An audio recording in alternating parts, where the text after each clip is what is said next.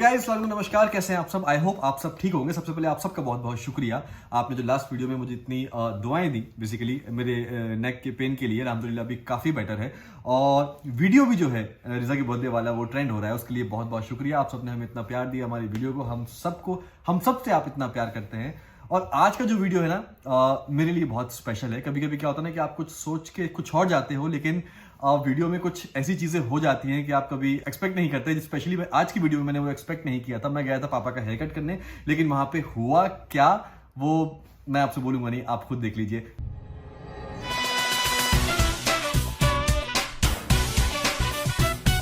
तो अभी आज हम पापा करने वाले हैं हेयर कट। उनके बहुत बाल बढ़ गए थे और मैं नहीं चाह रहा था कि अभी कोई बाहर का आए और पापा का हेयर कट करे। ऑब्वियसली बात है, थोड़ा सा सेफ्टी भी ध्यान देनी है पापा की स्पेशली। तो अभी हम उनका हेयर कट करेंगे, तो चलिए देखते हैं कैसे होता है। आप लोग भी बताइए कैसे किया, सही किया नहीं किया। चादर बिछाएंगे बड़ा सा ताकि पापा गंदे ना हो। अभी ऑब्वियसली बात है, थोड़ा शाम हो रही, पापा कल नहाएंगे आज नहीं, तो हम इससे पापा को पूरा रैप कर देंगे। तो गंजा कर दूं? नहीं। क्यों? वैसे आपको बड़े बाल बहुत परेशान करते हैं, गंजा कर देता हूं मैं। अरे बहुत बुरे हो जाएंगे, बहुत बुरे लगेंगे। अरे तो क्या हुआ? नहीं नहीं नहीं नहीं, देखो मैं भी बाल बढ़ा दूंगा, फिर आप भी बाल बढ़ा लो। मुंह छिड़ा दो। हमारे जाने का बढ़ते नहीं है ना। हाँ पीछे पीछे से उलझ जाते हैं, बहुत बुरे होते हैं।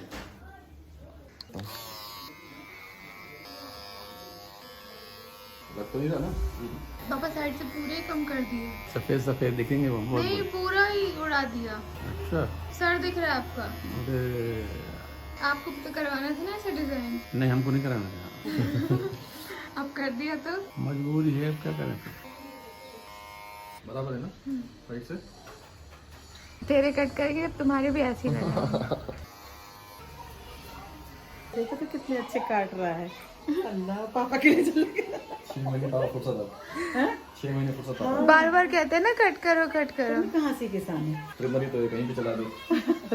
तब भी दिमाग होता है, कैसे कोई आसान बात तो है कटिंग करना। अच्छा है, सब सीखना चाहिए, वक्त पे सब काम आता है। अम्मी सही है, अम्मी मेरा साइड बिजनेस होने लगती है। शोएब सैलून आइए, कटवाइए मन चाहे बाल। शोएब के हिसाब से बनता है। शोएब के मन के हिसाब से। क्यों पापा, भाई सही काटता है या नहीं? आज पूरे उड़ा दिए हैं। नीचे करो, पापा नीचे करो। आज बिगाड़ दिए ना पापा। ये लगाए तो बहुत अच्छे लग रहे हैं। ठीक है, बिगाड़ दिए तो क्या है, फिर आ जाएंगे, घर आ की खेती जाएंगे। है। हाँ, घर की खेती है। घर की खेती है पापा। मैंने बेसिकली पापा को स्टाइल दिया ये। ओफो पापा एकदम बदले हुए लग रहे हो। अरे तो क्यों नहीं लगेंगे बदले हुए। ऐसे आएंगे। बहुत अच्छा स्टाइल लग रहा है। जब हमारी शादी हुई थी तो हमसे क्या बोलते गए थे कि मुझे राज बब्बर लोग कहते हैं, राज बब्बर आ रहा है। सही है ना ये बात? अल्लाह, इतना बुरा इग्नोर मारा है पापा। तो राजा भाई थोड़ा कटिंग करता है। नहीं, तुम बोलते गए थे कि मुझे राज में जब निकलता था तो लोग बोलते थे देखो राज बब्बर आ रहा है। ओ, तुम्हारे हाँ। दोस्त लोग बोलते वो थे। पहलवान अकेले बोलता था। लगते थे क्या? वो भी हीरो से कम हो गया। बड़े बाल कभी नहीं रखे। अरे आपने कितने पापा बड़े बाल रखे हैं? अब उसके बड़े नहीं रखे। बाल बढ़ा लो। आप बचपन में कैसे किया करते थे? पट्टा बांध के सोया करते थे, आप खुद बोला करते थे ताकि अमिताभ बच्चन जैसे बाल लगे। कैसे करते थे? उस टाइम हमारे टेढ़े थे ना, अपने आप से बिल्कुल मुलायम हो गए। तो आप कैसे उस वक्त करते थे पापा बाल सीधे? उस टाइम ना बांध के पट्टा वट्टा बांध के सोया करते थे। पहले कैसे, गीले करके? अमिताभ के नकल करते थे कि हो जाए, लेकिन नहीं हो पाते थे। सुबह उठ के देखते होगे। हाँ, अरे उस टाइम बहुत चल रहा था लोगों का। कैसे? आधा कान में रखना, लेकिन हमारे बाल वैसे हो ही नहीं पाते थे। पापा का असर ही मुझे हुआ है। याद है आप तो? भी करते थे? छोटे में मैं भी क्या करता था। वो बाल- टाई, वो कपड़ा बांध के ऐसे बालों पे ना। बंडाना बांध के, कभी टाई बांध के। किसकी जाए? तो मेरी जाए गई। सारे मोहल्ले के लोग पापा क्या कहते थे?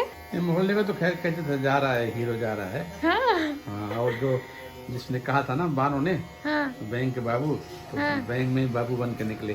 चलो, अरे वाह। मतलब पापा ने मतलब मोदहा में मतलब फुल क्या रंगबाजी पापा। रंगबाजी की है पापा ने। जब मौदाहा में रहते थे पापा तो सब बोलते थे कि बैंक के बाबू लग रहे हो। जब पापा कुछ भी नहीं थे, ऐसे थे, लेकिन वो सचमुच अल्लाह ने चाहा कि वो बैंक के बाबू बन के निकले और भी बड़े बन के निकले। मेरे को एक चीज बताओ, अम्मी से शादी कैसे हुई आपकी? जहाँ तक मैंने सुना है दूसरे अम्मी लोग से शादी नहीं, से- जहाँ तक मैंने सुना है मौदाह के लोगों से, नाजा खाला बेटी खाला से, आप बड़े रंगबाज थे अपने जमाने में। बहुत सी लड़कियां मतलब फिदा थी आप पे। हाँ? ये क्या बताएं अब। क्या रंगबाज बताएं? क्या मतलब, वो ऐसा था, उसको हम लेकर ना जाते ना, अम्मी की शादी साथ में हो पाती। अच्छा हाँ, उसको लेके गए तो फिर दिन बिगड़ गए थे। इनकी अम्मा आई, हम एक दुकान में बैठे थे, इनकी अम्मा कहने लगी मेरी लड़की के साथ शादी करोगे? हाँ तो मैंने कहा कि ठीक है। उस टाइम हमारे बहुत बुरे दिन आ गए थे। हाँ यहाँ तक कि थाने वालों ने बोल दिया था कि हाँ। एक आध हफ्ते के लिए बाहर चले जाओ, तुम यहाँ से मत निकलो, उनके सामने से मत जाओ। उसी दिन हमारी जमानत हो गई थी, सेम डे। हम जेल नहीं जा पाए थे, जेल नहीं जा पाए थे। तो बेसिकली इसे कहते हैं नसीब कि अम्मी से मिलने से पहले पापा का एक रिलेशनशिप था, और जिस मतलब बहुत ज्यादा कहते हैं ना कि शिद्दत वाला प्यार था, तो पापा और वो साथ में जो है वो निकल लिए थे। तो वहां से फैमिली में, दोनों फैमिली ने कंप्लेन कर दी थी कि ऐसा वैसा। तो पापा लकीली पापा कुछ नहीं हुआ था, क्योंकि पूरा ब्लेम जो है वो पापा के ऊपर आ गया था। लेकिन जब बाद में पुलिस ने देखा, सच्चाई होती है। सच्चाई होती इन्वेस्टिगेशन की, तो लोगों ने बोला कि नहीं, आप सिर्फ लड़के पे ब्लेम मत डालो, लड़की भी उनको इतना ही पसंद करती है, वो अपनी मर्जी से गई थी। तो फिर मामला रफा दफा हुआ। वहाँ के वो था ना, क्या बोलते हैं, थानेदार। हाँ वो थानेदार ने जाने के बैग में पर्चे पकड़े थे, उसमें सब जगह यही लिखा पहले हुआ था। लेटर चला करते थे ना, हाँ, फोन तो अभी आया है। तो फिर उसके बाद अम्मी का रिश्ता आया, और पापा जहां तक मुझे याद है, आपने कहा था, जुम्मू मामू से कहा था कि मुझे कोई एतराज नहीं है, लेकिन अपनी बहन से पूछ लो क्या वो ये सब सुनने के बाद रेडी है। हाँ, तो आप फिर क्या बोली थी? आपके पास गया था रिश्ता, आप क्या बोली थी? हमने बोला था हाँ करना है। क्या पापा? नहीं तो बहुत तैयार हुई थी। जैसे कि मैंने पहले कहा कि पापा मतलब बहुत ही हीरो। तो पापा आपको देख के एकदम मम्मी रेडी हो गई थी, आप इतने अच्छे थे। अम्मी, हाँ, चाहे जो भी समझ लो, हाँ अम्मी ने भिजवाया था कि हाँ अपनी उसके साथ शादी हम कर लेंगे। अच्छा क्यों मम्मी? हाँ, अच्छे थे देखने में, सीधे लोग थे, घर वाले भी सीधे थे। बस एक लड़की यही देखती है, लड़का अच्छा देखती है बस। फिर और पापा? पहले भी अच्छे थे, आज भी अच्छे हैं वो। हाँ पापा ने बहुत अच्छे। फिर क्या करें, उसके बाद फिर हमारी अगर शादी हो गई हाँ तो फिर शादी शादी में के बाद नहीं, इनके मामू आए थे, वो नौकरी चाहिए कि दहेज चाहिए। तो मैंने कही नौकरी चाहिए। अम्मी के मामू हैं अनीस मामू, हमारे नाना हुए एक किस्म से, वो जो बेटी खाला के जो नाजा खाला के ससुर हैं, आज सारा के नाना हैं। तो वो पापा जब शादी हुई थी पापा की अम्मी से, तो उन्होंने पापा के सामने पूछा था कि बेटा क्या चाहिए, और उस टाइम तो दहेज बहुत चलता था, और आज भी चलता है, लोग आज भी जो लेने वाले हैं वो लेते हैं। तो पापा ने बोला था कि मुझे दहेज नहीं चाहिए, मुझे नौकरी चाहिए। अब जो मैंने किया है वो सब खत्म करके अब मेरी शादी हुई है आपकी भांजी से, तो अब मुझे एक सेटल होना है, घर बसाना है, उसका ख्याल रखना है। तो उन्होंने पापा ने नौकरी मांगी थी, तो वो पापा को भोपाल लेके आए थे, और उस वक्त वो भोपाल में वो एमएलए थे। तो उन्होंने पापा की बैंक में जॉब लगवाई थी, और जॉब लगवा दी थी। उनका बहुत बहुत एहसान है आज भी। हम उन्हीं के सहारे आए थे, हर वक्त में हमारे साथ खड़े रहे वो। हम उनको कभी नहीं भूल सकते, अपने मामू को हमेशा दुआ करते हैं अल्लाह वो अच्छे रहें, जहाँ भी रहें अच्छे रहें। बस नौकरी तो लग गई, ठीक है। अब उसके बाद इंसान का सबसे अहम चीज होता है कि वो वहां सरवाइव कैसे करेगा। तो जिस तरीके से पापा पहले डेली वेजेस पे थे, और मतलब होता है ना रोज का कमाई कितना मिलता था आपको डेली वेजेस में? अरे 400 रुपए बस। 400 रुपए एक दिन का या महीने का? महीने का 400 रुपए। सोचो पापा को उस टाइम मिला करता था, और मुझे तुम भी थे साथ में। मैं बहुत गरीबत में पला हूँ। शालू जब पैदा हुई थी तब अम्मी बोलती है कि पापा को प्रमोशन मिला था, और सालू के दिन से ही हुआ शुरुआत। हाँ, तो शालू बेसिकली घर के लिए बहुत लकी है। तुमको स्कूल भेजना था, हाँ। तुम बहुत बड़े हो गए थे अब, लेकिन वहाँ पे स्कूल भेजना था। उस टाइम पर डर ये लग रहा था कि जल्दी से परमानेंट हो जाए, कहाँ से भेजेंगे स्कूल यार, पैसा नहीं। सिचुएशन थी। फिर उसके बाद अम्मी मुझे बताती हैं कि किस तरीके से वो एक किराए के कमरे में रही। जैसे किराया कितना था अम्मी? 100 रुपए 50 रुपए किराया था, कच्ची लैट्रिन थी, बहुत मतलब गरीबत में सानू को पाला है मैंने। लेकिन पापा ने हमें अपने साथ रखा, 1.25 महीना का लेके आए थे हम। तो आज बातें ऐसे निकली हैं पापा की, तो मैं आप सबको बता रहा हूँ, इवन अम्मी भी शेयर कर रही है किस तरीके से अम्मी वो बात बताओ जब आप मुझे बताया करती थी कि जब भी आपका कभी चिकन खाने का मन हुआ करता था या मटन खाने का मन हुआ करता था, पापा से क्या बोलती थी और कैसे मसाले आया करते थे उसके? मसाले तो आते ही नहीं थे, मकान मालिक से मसाला मिलता था। पहले इतनी ज्यादा गरीबत थी, जब पापा मुझे शादी के बाद 9 महीने बाद सानू हो गया था, उसके बाद पापा ने सुना कि बेटा हुआ है तो पापा तुरंत बैंक से भागते हुए गए, बोलो मेरा बेटा कैसा है। तो जब इनके पापा हुए थे तो इनकी हमारी सास बता रही थी कि उनके भी एक दांत आया था, तो वो शोएब के भी एक दांत आया था, तो बताया कि आपका बेटा उसके दांत है। तो पापा तुरंत बैंक से मौदहा आ गए और देखा और फिर वापस 2 दिन में आ गए और 1 महीने बाद आके हमें भोपाल लेके आ गया। तो कैसे गुजारा करे, क्या करे, एक रूम में किराए से रहते थे। सानू को बहुत बीमारी भी रहती थी, बहुत सारी गोश्त मटन चिकन कभी 1 साल खाया नहीं, दुपट्टा मकान मालिक का ओढ़ते थे। ऐसी बात नहीं, मैके में सब कुछ था लेकिन कुछ उस टाइम पे चलता नहीं था, बस इनकी जिद थी कि हमें लेके जाना है, साथ रहना है। पापा हमेशा से इतने खुददार रहे हैं ना कि वो चाह के भी कि नहीं, घर वाले बोलते थे कि कुछ ले लो, अभी मत ले पापा जाओ। बोलते थे नहीं कि शादी हुई है तो अब मेरी जिम्मेदारी है, मैं उसे चाहे रूखी रोटी करके मैं उसको पालूंगा लेकिन मेरी जिम्मेदारी है, मेरी खुददारी है। तो वो पापा वो करते थे। और लहसुन प्याज लाते थे, जिम में डाल के लाते थे, बिल्कुल फ्रूट्स नहीं मिलते थे, मटन मछली तो 1 साल देखा ही नहीं था कैसा होता। कभी एक मकान मालिक ने बनाया तो उसने हमें दिया था, खा लो। जब कहीं बाहर निकलते थे तो दुपट्टा अच्छा दुपट्टा कोई मत हमें कलर वाला डालना है तो मकान मालिक से दुपट्टा में मांगती थी कि मुझे मार्केट जाना, मुझे दुपट्टा दे दो। लेकिन इतने खुश रहते थे, गरीबत के बाद भी कभी फल नहीं, कुछ भी चीज नहीं, बस सिर्फ रोटी आटा आता था और दाल वाल मौधा से आती थी, वही खाते थे हम।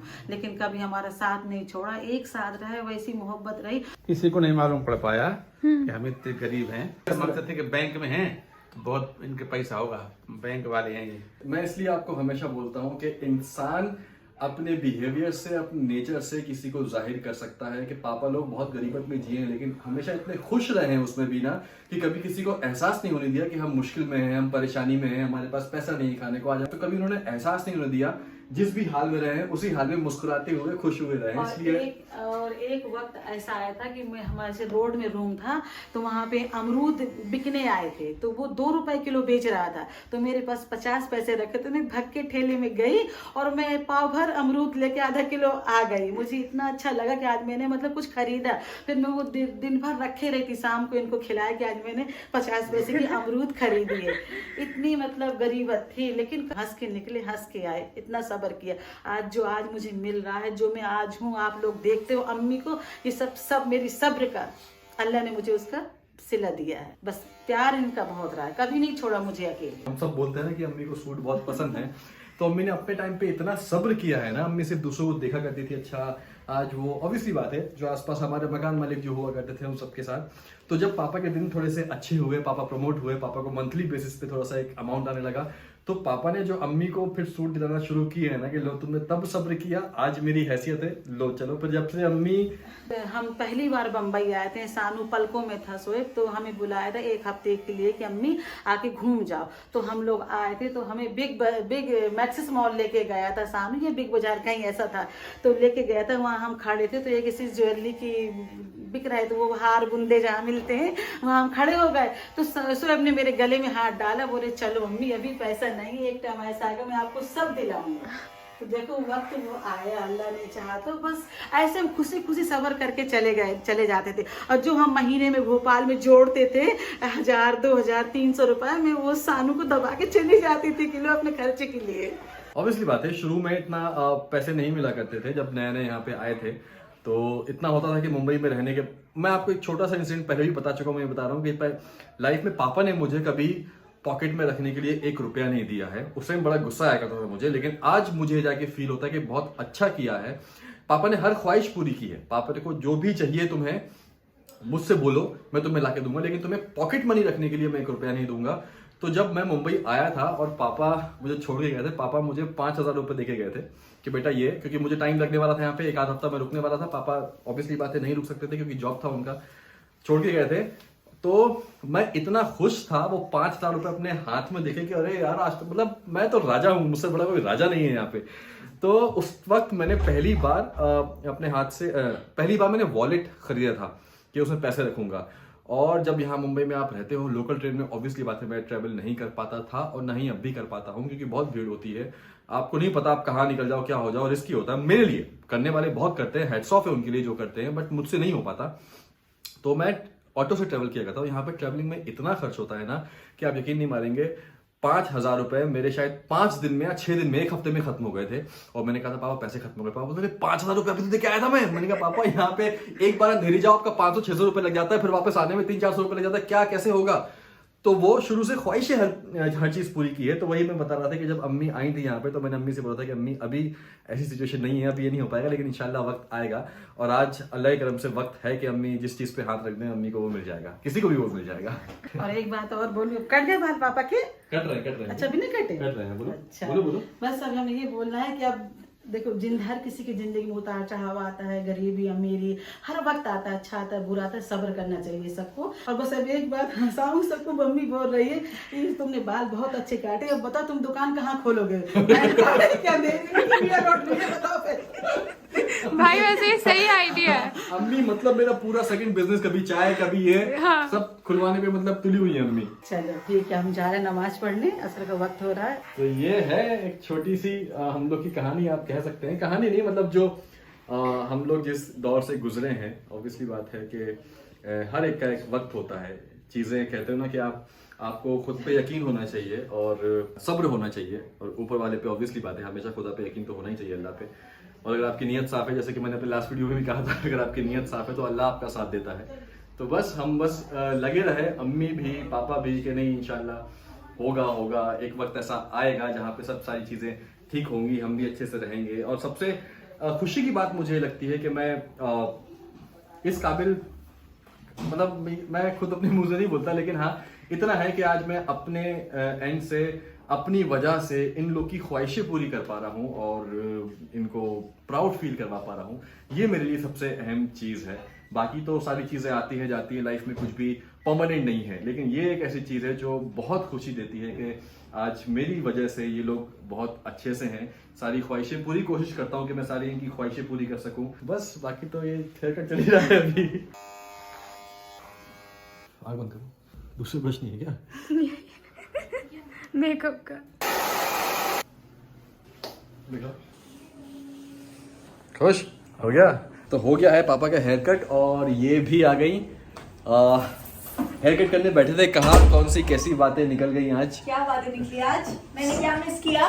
मिस तुम वीडियो देखना कि आज बातें निकल गई कि सब कैसे कैसे हम लोग बेसिकली जर्नी अम्मी ने जी है अपनी शुरू से। मतलब किस हाल में अम्मी पहले रहती थी, गरीबत में, पापा डेली वेजेस पे, सब्र बेसिकली कि इंसान सब्र करे तो उसके लिए कुछ भी मुमकिन है। फिर उसके बाद हम जब बड़े हुए, हम अपने पैरों पे खड़े हुए, और फिर उसके बाद सबसे अहम होता है कि इंसान के घर में, लाइफ में जो लड़की आ रही है और घर में जो आ रही है वो कितने मायने रखती है। उसके बाद हमें ये मिल गई, क्या बात है। बहुत बड़ी ब्लेसिंग है, क्योंकि घर में अच्छी बीवी, अच्छी बहू, अच्छी बेटी बहुत घर के पूरे माहौल को बदल देती हैं। और खुदा ना खास्ता कभी थोड़ा सा ऊंच नीच हो जाए तो वो भी घर का माहौल बदल जाता है।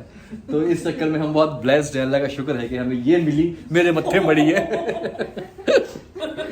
तो अम्मी भी आ गई चाय पीते पीते, मैंने अपनी चाय पी ली है अभी। हाँ तो अभी अम्मी मैं इसकी तारीफ ही कर रहा था कि जिस तरीके से आज मतलब पापा का हेयर कट करने आया था और कैसी बातें निकल गई, पुरानी सारी चीजें। तो मैं सबको बता रहा था कि इसमें भी अल्लाह का शुक्र है कि हमें जो घर पे आई है वो भी उतनी सब्र वाली, उतनी न समझदार।